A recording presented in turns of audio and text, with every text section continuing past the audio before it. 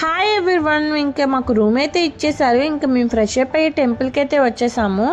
ఇంకా ఫోన్స్ అయితే టెంపుల్లోకి అలౌట్ చేయరు కదా, అందుకోసం బయట నుంచి వీడియో అయితే తీస్తున్నాను.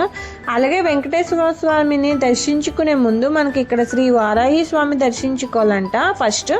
ఆ తర్వాత వెంకటేశ్వర స్వామిని దర్శించుకోవాలంట. అప్పుడు మనం అనుకున్న కోరికలు నెరవేరుతాయంట ఇక్కడ పంతులు చెప్తున్నారు. మా దర్శనం అయితే ఒక 1/2 అవర్లో అయితే కంప్లీట్ అయిపోయింది. మా మరిది గారిది 9 అవర్స్ టైం పట్టింది. ఇంకా మేము బయటనైతే అలా పిక్స్ అయితే దిగాము.